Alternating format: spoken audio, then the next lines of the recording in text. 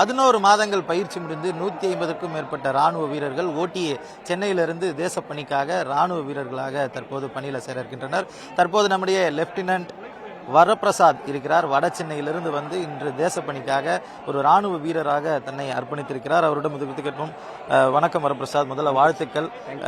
உங்களுடைய இந்த 11 மாத பயணமாக இருக்கட்டும், தேசப்பணிக்காக இங்கே மிலிட்ரியில் சேர்றதுக்கான உங்களுடைய பயணம் எப்படி இருந்தது, அதை பற்றி முதல்ல சொல்லுங்கள். என்னோட பயணம் வந்து இங்கே வந்து ரொம்ப ஈஸின்னு சொல்ல மாட்டேன். அங்கங்கே சேலஞ்சஸும் இருந்தது, எல்லாத்தையும் ஃபேஸ் பண்ணி தான் வந்தேன். முதல் சேலஞ்ச் என்னன்னா, என்ன ஆகணும் அப்படின்றது எனக்கே தெரியல. முதல்ல ஃபர்ஸ்ட் வந்து யூனிஃபார்ம் போடணுன்றது என்னோட ஆசை. ஆனால் என்ன யூனிஃபார்ம் போடணும், ஆர்மி யூனிஃபார்மா இல்லை போலீஸ் யூனிஃபார்மா என்னன்றது வந்து எனக்கு கிளாரிட்டி தெரியல ஸ்கூல் படிக்கும் போது. அதுக்கப்புறம் நான் என்னோட காலேஜ் போன உடனே லாயலா காலேஜில் படித்தேன்.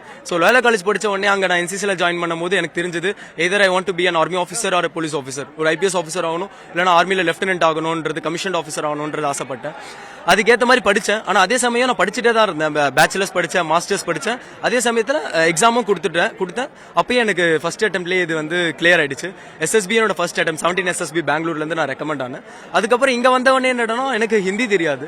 நான் வந்து ஹிந்தி தெரியும், புரிஞ்சுக்க தெரியும், ஆனால் பேச தெரியாது. அப்புறம் இனிஷியலாக இங்கே வந்து நிறைய பேர் நார்த் இந்தியாவிலேருந்து நிறைய பேர் இருந்ததுனால கொஞ்சம் கஷ்டப்பட்டேன். அப்புறமா போக போக என்னோட பேட்ச்மெட்ஸ் எல்லாம் ரொம்ப நல்லவங்க. எல்லாருமே ரொம்ப கோஆர்டினேட்டடாக இருப்பாங்க, நல்லா ஹெல்ப் பண்ணுவாங்க பயங்கரமாக. ஏதாவது புரியலன்னா சொல்லி தருவாங்க, அவங்களுக்கு நான் சொல்லி தருவேன் எனக்கு தெரிஞ்சது. ஸோ இந்த மாதிரி நான் கோப் பண்ணி என்னோட ட்ரைனிங்கை நான் சக்ஸஸ்ஃபுல்லாக கம்ப்ளீட் பண்ணிட்டேன். இப்போ இன்னைக்கு 6th செப்டம்பரில் வந்து ஃப்ரம் ஓடிஏ நான் வந்து லெஃப்டினன்ட் வரப்பிரசாதா கமிஷனாக இருக்கேன். இப்போ வந்து உங்களுக்கு வந்து ஐஏஎம் போகிறதுக்கான ஒரு ஆப்ஷனும் இருந்தது. நீங்கள் பீங் மிடில் கிளாஸ் ஃபேமிலி, உங்களுக்கு வந்து ஒரு வருமானம் தரக்கூடிய ஒரு தொழிலாக அது மாறி இருக்கும். நீங்கள் ஐஏஎம்ல முடிச்சிருந்தீங்கன்னா ஒரு நல்ல ஒரு செட்டில்டாக இருக்கலாம். ஆனாலும் நீங்கள் ஒரு யூனிஃபார்ம் சர்வீஸை சூஸ் பண்ணுறதுக்கான காரணம் என்ன? இப்போ வந்து நீங்கள் மேஜர் முகுந்த் வரதராஜ் மாதிரி ராஜ்கோட் ரெஜிமெண்ட்லேயும் நீங்கள் செலக்ட் ஆகிருக்கீங்க, கமிஷன் ஆகிருக்கீங்க. எப்படி ஃபீல் பண்ணுறீங்க?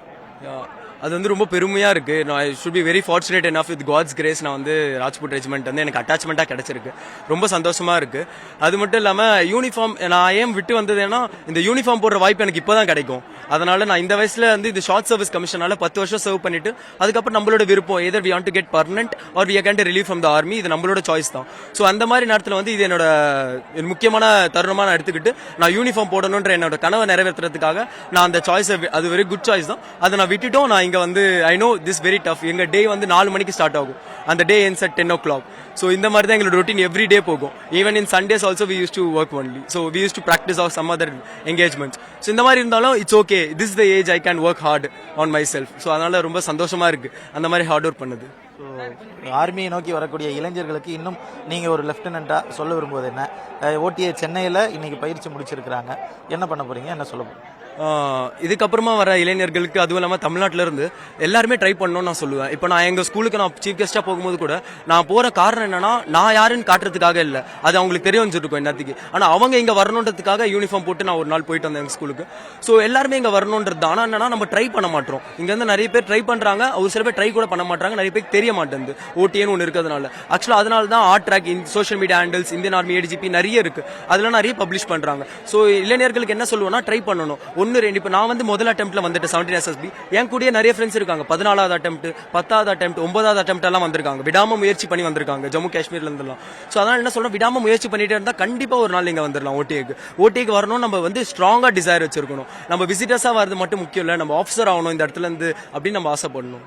நாட்டிற்கான உங்கள் பணி சிறக்க தந்தி தொலைக்காட்சி சார்பாக வாழ்த்துக்கள். தேங்க்யூ.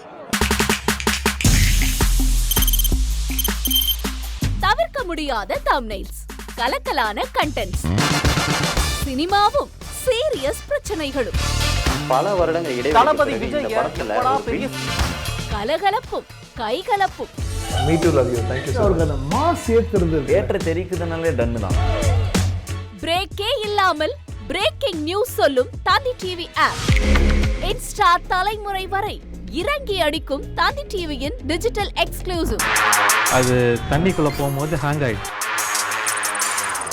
உங்களுக்கு விஜய் சார் எந்த அளவுக்கு ரொம்ப பிடிக்கும்? Of course, Malayalis are huge Vijay sir fans. ரெண்டு பேருமே ரொம்ப பிடிக்கும் எனக்கு.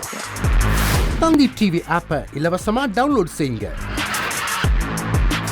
ஃபாலோ பண்ணுங்க, சப்ஸ்கிரைப் பண்ணுங்க, என்ஜாய் பண்ணுங்க.